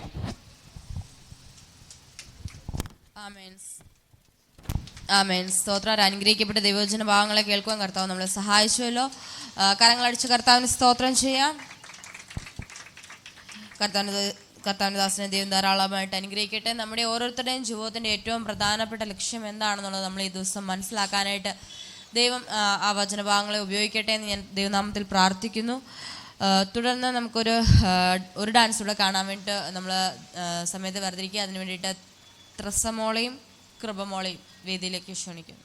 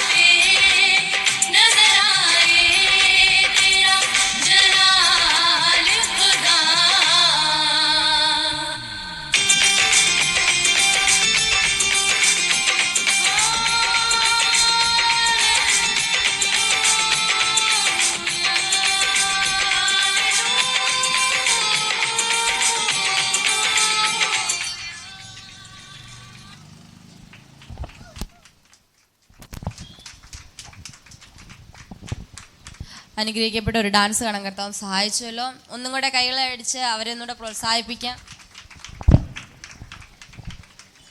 സ്തോത്രം. ദൈവം കുഞ്ഞുങ്ങളെ ധാരാളമായിട്ട് അനുഗ്രഹിക്കട്ടെ. നമ്മൾ ഇത്രത്തോളം സമയം ദൈവത്തിൻ്റെ സന്നിധിയിൽ ഡാൻസുകളും ദൈവവചന ശുശ്രൂഷകളൊക്കെയും കേൾക്കാൻ ദൈവം നമ്മളെ സഹായിച്ചു. ഞാൻ അല്പനിമിഷം നമ്മുടെ ബൈബിൾ കോളേജിനെ കുറിച്ചുള്ള കാര്യങ്ങൾ നിങ്ങളെ ഒന്ന് ഓർമ്മിപ്പിക്കാനായിട്ട് ഞാൻ ദൈവനാമത്തിൽ ശരണപ്പെടുക. നിങ്ങൾക്ക് എല്ലാവർക്കും അറിയാവുന്ന പോലെ തന്നെ നമ്മൾ ബൈബിൾ കോളേജ് തുടങ്ങിയിട്ട് 5 വർഷത്തിന് മേളിലായി. അനേകർ ഗ്രാജുവേറ്റ് ചെയ്ത് പോകാനും ദൈവവചനം പഠിച്ചുകൊണ്ടിരിക്കുന്ന കുഞ്ഞുങ്ങളും ഒക്കെ നമ്മുടെ ബൈബിൾ കോളേജിലുണ്ട്. എപ്പോഴും ഓർക്കുക, ഞാൻ കുറച്ച് മുമ്പേ പറഞ്ഞതുപോലെ തന്നെ നമ്മളൊരു വിശ്വാസിയാണ് എങ്കിൽ തീർച്ചയായിട്ടും നമ്മുടെ ജീവിതത്തിൽ ദൈവവചനത്തിന് ഏറ്റവും വളരെ വലിയ വിലയുണ്ട്. ഇന്നത്തെ നമ്മുടെ ബൈബിൾ കോളേജിൻ്റെ ഇതനുസരിച്ച് ബൈബിൾ കോളേജിൽ പഠിക്കുന്നതിന് പ്രത്യേകിച്ച് ഞാൻ എപ്പോഴും പറയാറുള്ളത് പോലെ തന്നെ അതിന് പ്രത്യേകിച്ച് പ്രായപരിധിയില്ല. ദൈവവചനം പഠിക്കണമെന്ന് ആഗ്രഹിക്കുന്ന ഏതൊരു പ്രായത്തിലുമുള്ള ഏതു വ്യക്തികൾക്കും നമ്മുടെ ബൈബിൾ കോളേജിൽ ചേരുകയും പഠിക്കുകയും ചെയ്യാനായിട്ടുള്ള സാഹചര്യമുണ്ട്. പറയത്തക്കതായിട്ടുള്ള വലിയ ഫീസുകളോ കാര്യങ്ങളോ ഒന്നും തന്നെ നമ്മൾ വാങ്ങിക്കുന്നില്ല. അതിനേക്കാൾ ഏറ്റവും ഉപരിയായിട്ട് പറയാൻ ഉള്ള കാര്യം എന്ന് പറയുന്നത്, നമ്മുടെ ബൈബിൾ കോളേജിൽ പഠിപ്പിക്കുന്ന ടീച്ചേഴ്സിൽ ഒരു ഭൂരിഭാഗവും അമേരിക്കയിൽ നിന്ന് ഉള്ളവരാ. അവരുടെ വിലയേറിയ സമയം മാറ്റി വെച്ചിട്ടാണ് നമുക്ക് അനുഗ്രഹിക്കപ്പെട്ട ദൈവവചന ഭാഗങ്ങളെ പറഞ്ഞു തരാൻ വേണ്ടിയിട്ട് ഉപയോഗിക്കുന്നത്. അതുകൊണ്ട് തന്നെ നിങ്ങളെല്ലാവരും ഓർക്കുക, ദൈവവചനം എന്ന് പറയുന്നത് നമ്മൾ തീർച്ചയായിട്ടും നമ്മുടെ ഒരു ആത്മീയ ജീവിതത്തിൻ്റെ ഏറ്റവും വിലയേറിയ കാര്യമെന്ന് പറയുന്നത് ദൈവവചനം അറിഞ്ഞിരിക്കുക എന്നുള്ളതാണ്. അതിൻ്റെ പ്രധാന കാരണം ഞാൻ പറയാം. നമ്മുടെ ഇന്നത്തെ കാലഘട്ടത്തിനനുസരിച്ച് അല്ലെങ്കിൽ വിശ്വാസ ജീവിതത്തിനനുസരിച്ച് നമ്മളെ വിശ്വാസത്തിൽ നിന്ന് തെറ്റിച്ച് കളയാൻ പല രീതിയിലുള്ള പഠിക്കലുകളും ഒക്കെയുമുള്ള ഒരു കാലഘട്ടത്തിലാണ് ഇന്ന് നമ്മൾ ജീവിച്ചിരിക്കുന്നത്. നമ്മൾ കർത്താവിനെ അറിഞ്ഞു, കർത്താവിനെ സ്വന്തം രക്ഷിതാവും പിതാവുമായി സ്വീകരിച്ചു. ഇത്രയും വർഷത്തോളം ഞാൻ ദൈവസഭയിൽ പോകുന്നതാണ്, ഒരു ആക്റ്റീവ് മെമ്പറാണ് എന്നുള്ളതല്ല കർത്താവ് എപ്പോഴും നോക്കുന്നത്. ദൈവവചനത്തിനനുസരിച്ച് അഥവാ ദൈവകൽപ്പനയ്ക്കനുസരിച്ച് ജീവിക്കുന്നുണ്ടോ എന്നത് ദൈവം എപ്പോഴും നോക്കുന്നത്. ആ കൽപ്പനകൾക്കനുസരിച്ച് നമ്മൾ ജീവിക്കണമെന്നുണ്ടെങ്കിൽ തീർച്ചയായിട്ടും നമ്മൾ ആദ്യം അറിഞ്ഞിരിക്കേണ്ട കാര്യം എന്താണ് ദൈവകൽപ്പനകൾ എന്നാണ് നമ്മൾ ആദ്യമേ അറിഞ്ഞിരിക്കേണ്ടത്. അതറിയണമെങ്കിൽ ദൈവവചനം എന്താണെന്നുള്ളത് നമ്മൾ മനസ്സിലാക്കണം. ദൈവവചനത്തിൽ ദൈവം എങ്ങനെ ജീവിക്കണം എന്നാണ് പറയുന്നത്. അതിനനുസരിച്ച് നമ്മൾ ജീവിതത്തെ രൂപാന്തരപ്പെടുത്തേണ്ടത് ആവശ്യമാണ്. അതുകൊണ്ട് ഞാൻ ഒരിക്കൽ കൂടെ നിങ്ങളോട് എല്ലാവരെയും ഓർമ്മിപ്പിക്കുകയും പ്രചോദിപ്പിക്കുകയും ചെയ്യുക, ദൈവവചനം പഠിക്കാൻ. ദൈവവചനം നിങ്ങളുടെ സമയത്തിനനുസരിച്ചാണ് നമ്മുടെ ബൈബിൾ കോളേജിൻ്റെ കാര്യങ്ങൾ നമ്മൾ ചെയ്തുകൊണ്ടിരിക്കുന്നത്. അതുകൊണ്ട് എന്നെ കേൾക്കുന്ന ഈ കുഞ്ഞു പ്രായം മുതൽ വാർദ്ധക്യത്തിലായിരിക്കുന്നവരോട് ഞാൻ പറയുക, ദൈവവചനം പഠിക്കാൻ നിങ്ങൾ സമയം മാറ്റി വയ്ക്കുന്നത് ഒരു കാരണവശാലും നിങ്ങളുടെ ജീവിതത്തിൽ നഷ്ടമാവത്തില്ല. നിങ്ങളുടെ ജീവിതത്തിൽ അതൊരു അനുഗ്രഹമാകും. ഒരുപക്ഷെങ്കിൽ ചിലപ്പോൾ ഈ വാർദ്ധക്യത്തിലും നിങ്ങൾക്ക് ഒരു പടി കൂടെ ദൈവത്തിന് വേണ്ടി കൂടുതലായിട്ട് പ്രയോജനപ്പെടാൻ ഈ ദൈവവചന പഠനം നിങ്ങളെ സഹായിക്കും. അതുകൊണ്ട് ഈ നാളുകളിൽ ഞാൻ നിങ്ങളെല്ലാവരെയും ഒരിക്കൽ കൂടെ ഓർമ്മിപ്പിക്കുകയും പ്രചോദിപ്പിക്കുകയും ചെയ്യുക ദൈവവചനം പഠിക്കാൻ വേണ്ടിയിട്ട്. ആർക്കെങ്കിലും ദൈവവചനം പഠിക്കാൻ താല്പര്യമുണ്ട് എങ്കിൽ ഇതിന് ശേഷം എൻ്റെ അടുത്ത് വന്നു കഴിഞ്ഞാൽ ഞാൻ ബൈബിൾ കോളേജിൻ്റെ ഡീറ്റെയിൽസ് കാര്യങ്ങളെല്ലാം പറഞ്ഞു തരും. നിങ്ങളുടെ സഭയിലുള്ളവർക്കോ അല്ലെങ്കിൽ നിങ്ങളുടെ കുടുംബത്തിലുള്ളവർക്കോ ഏതെങ്കിലും സാഹചര്യത്തിലുള്ളവർക്ക് ബൈബിൾ കോളേജിൽ പഠിക്കണമെന്നുണ്ടെങ്കിൽ നമ്മുടെ ബൈബിൾ കോളേജിൽ പഠിച്ചോ സ്റ്റുഡൻസ് ആയിട്ടുള്ളവരുണ്ട്, ജോലിക്ക് പോകുന്നവരുണ്ട്, എല്ലാ രീതിയിലും വർക്ക് ചെയ്യുന്നവർ നമ്മുടെ ബൈബിൾ കോളേജിൽ പഠിക്കുന്നുണ്ട്. അതുകൊണ്ട് അതൊന്നും ഓർത്ത് ഞാൻ ഈ ഒരു പ്രായത്തിലാണല്ലോ എനിക്ക് പഠിക്കാൻ പറ്റുമോ എന്നുള്ള ടെൻഷനൊന്നും വേണ്ട. അതുകൊണ്ട് ഈ 4 ദിവസം ഞാൻ നിങ്ങളെ ഓർമ്മിപ്പിക്കുന്നു. നിങ്ങൾക്ക് ആർക്കെങ്കിലും പഠിക്കണമെന്ന് താല്പര്യം ഉണ്ടെങ്കിൽ നിങ്ങൾ ദയവ് ചെയ്ത് എൻ്റെ അടുത്ത് വരിക, ഞാൻ അതിൻ്റെ ബാക്കി ഡീറ്റെയിൽസ് പറഞ്ഞു തരാം. ഇത്രത്തോളം സമയം നമ്മുടെ കുഞ്ഞുങ്ങളുടെ പ്രോഗ്രാമുകളും ബൈബിൾ കോളേജിൻ്റെ പ്രോഗ്രാമുകളെല്ലാം കേൾക്കുകയും കാണുകയും ചെയ്ത് നിങ്ങളോട് എല്ലാവരോടും ദൈവനാമത്തിലുള്ള നന്ദി അറിയിക്കുക. തുടർന്ന് നമ്മൾ ഈ സെക്ഷൻ പ്രാർത്ഥിച്ച് നമ്മുടെ ബൈബിൾ കോളേജിൻ്റെ അനുഗ്രഹത്തിനോട് വേണ്ടി പ്രാർത്ഥിക്കാനായിട്ട് ഈ സമയത്തെ വേർതിരിക്കുക. അതിനുവേണ്ടി കർത്താവിൻ്റെ ദാസൻ പ്രകാശ് പാസ്റ്ററിനെ ക്ഷണിക്കുന്നു. സ്തോത്രം. എല്ലാ കണ്ണുകളും അടയ്ക്കാം, എല്ലാ കണ്ണുകളും പ്രാർത്ഥിക്കാം. പ്രാർത്ഥനയ്ക്ക് മുമ്പ് ഒരു നിമിഷം കൂടെ ഇരിക്കുന്നവരെല്ലാം ശ്രദ്ധിക്കണം. കായേനും ഹാബേലും യാഗം കഴിക്കാൻ പോയി. ശരിയായത് അറിയാൻ മേലാത്തത് കൊണ്ട് കായൻ ശാപഗ്രസ്തനായി. നമുക്കറിയാം ശിംശോന് എന്താണ് ചെയ്യേണ്ടതെന്ന് ശരിയായി അറിയാൻ മേലാത്തത് കൊണ്ട് ശക്തിഹീനനായിപ്പോയി. ശലോമോൻ അറിഞ്ഞത് വീണ്ടും ആ സത്യത്തിൽ ഉറയ്ക്കാതെ പോയതുകൊണ്ട് നഷ്ടപ്പെട്ടു പോയി. വേദപുസ്തകം കേട്ടത് ശരിക്കും ഗ്രഹിക്കാതെ പോയതുകൊണ്ട് ഹവ്വ വഞ്ചിക്കപ്പെട്ടു. ദൈവവചനം പഠിക്കാതെ പോയാൽ നിശ്ചയമായിട്ടും ഹവ്വയെ വഞ്ചിച്ചതുപോലെ നമ്മൾ വഞ്ചിക്കപ്പെടാം. ആരാധനയ്ക്ക് പോയിട്ടും ശാപഗ്രസ്തരാകാം. ശക്തി ഒരിക്കൽ പ്രാപിച്ചിട്ട് പിന്നെ ബന്ധിക്കപ്പെട്ട് ജീവിക്കാം. ഒത്തിരി കാര്യങ്ങളൊക്കെ ചെയ്യാൻ പറ്റിയിട്ടും അവസാനം നിത്യതയിലെത്താതെ പോകാം. ഇതൊക്കെ വേദപുസ്തകത്തിലെ ചരിത്രമാണ്. അതുകൊണ്ട് പഠിച്ചവർക്കും ഒന്നും പഠിച്ചിട്ടില്ല എന്നുള്ള കാര്യമാണ് പഠിച്ചതെങ്കിൽ വീണ്ടും ഈ പഠനം തുടരാം. നിങ്ങളെ അതിന് ബൈബിൾ സ്കൂള് സഹായിക്കും. കഴിഞ്ഞ നാളുകളിൽ ഇവിടുന്ന് ഗ്രാജുവേറ്റ് ചെയ്ത കുഞ്ഞുങ്ങളുണ്ട്, നന്നായി ശുശ്രൂഷയിൽ ശോഭിക്കുന്നവരുണ്ട്. ഇപ്പോൾ തന്നെ ഇവിടെ നിന്ന് പ്രിയ വളരെ മര്യാദയ്ക്ക് ദൈവവചനം പറഞ്ഞു, സാക്ഷി പറഞ്ഞു. ആ കുഞ്ഞിന് അങ്ങനെ ഒരു പ്രചോദനം ലഭിച്ചത് ഇത്രയും പേരുടെ മുമ്പിൽ നിന്ന് ദൈവവചനം അല്ലെങ്കിൽ ഉള്ള സാക്ഷ്യം ശക്തിയോടെ പറയാൻ ഉള്ള പ്രാഗൽഭ്യം കിട്ടിയത് ഈ ബൈബിൾ സ്കൂളാണ്. ഈ ബൈബിൾ സ്കൂളിൽ പഠിക്കുന്ന എല്ലാ കുഞ്ഞുങ്ങളും നന്നായി പ്രാർത്ഥിക്കുന്നവരാ, നന്നായി വചനം പറയാൻ കഴിവുള്ളവരാ, സഭാകമ്പമില്ലാതെ ദൈവത്തിന് വേണ്ടി ശോഭിക്കുന്നവരാ. നിങ്ങളെ അതിലേക്ക് സ്വാഗതം ചെയ്യുന്നു. കണ്ണുകളെ അടയ്ക്കാം, പ്രാർത്ഥിക്കാം. നല്ല ദൈവമേ, സ്വർഗീയ നല്ല പിതാവേ, ഒരിക്കൽ മനോഹരവും വിലയേറിയതുമായ നല്ല സമയത്തിനായി സ്തോത്രം. കർത്താവേ, ആരാണ് ദൈവത്തിന് പ്രയോജനപ്പെടുന്നത് എന്നറിഞ്ഞ് പ്രയോജനപ്പെടുത്തുന്നവരെ പെടുത്തുന്ന കർത്താവേ, കഴിഞ്ഞ നാളുകളിലൊക്കെ ബൈബിൾ സ്കൂളിൽ ഗ്രാജുവേഷനുകൾ നടന്നുകൊണ്ടിരുന്നു. അതിനായി സ്തോത്രം. ഈ വർഷക്കാലം ദൈവമായ കർത്താവ് ഞങ്ങളുടെ കുഞ്ഞുങ്ങളെ ട്രെയിൻ ചെയ്യുവാൻ ദൈവം സഹായിച്ചു. തുടർന്നും ഈ ബൈബിൾ സ്കൂളിനെ ദൈവം അനുഗ്രഹിക്കണം. ഇതിനെ ലീഡ് ചെയ്യുന്ന പ്രിയ ഗ്ലോറി മോളെ ദൈവം അനുഗ്രഹിക്കണം. അധ്യാപകരായി കുഞ്ഞുങ്ങൾക്ക് വചനം പഠിപ്പിക്കുന്ന ഓരോരുത്തരെയും ദൈവം മാനിക്കണം. പഠിക്കുന്നവർ മറ്റുള്ളവർക്ക് പഠിക്കുവാൻ ഒരു പ്രചോദനമായി തീരേണ്ടതിന്, ഒരടയാളമായി തീരേണ്ടതിന് ദൈവം സഹായിക്കണം. വക്രതയും കോട്ടവുമുള്ള തലമുറയിൽ പുനമുഖത്തേക്ക് നോക്കുകയാണ്. കർത്താവ് സഹായിക്കണമേ. കൂടെ നടത്തി പഠിപ്പിച്ചെടുത്ത ശിഷ്യന്മാരെ ലോകത്തിൻ്റെ അറ്റത്തോളം അയച്ച കർത്താവേ, ഈ ബൈബിൾ സ്കൂളിലും ശക്തരായ വിദ്യാർത്ഥികൾ പിന്നെ ശുശ്രൂഷകരായി ലോകത്തിൻ്റെ വൻകരകളിൽ കടന്നു പോകുന്ന കാണുവാനിടയാക്കണമേ. പുതിയ അധ്യയന വർഷം ദൈവം ആശീർവദിക്കാം. നല്ല സ്റ്റുഡൻസിന്, നല്ല അധ്യാപകരെ, നല്ല ദൈവ സാന്നിധ്യം, ആവശ്യമായ നിറവ് നൽകി അനുഗ്രഹിക്കണം. പുതുത ഉയർത്തണം യേശുവിൻ നാമത്തിൽ. ആമേൻ, ആമേൻ, ആമേൻ.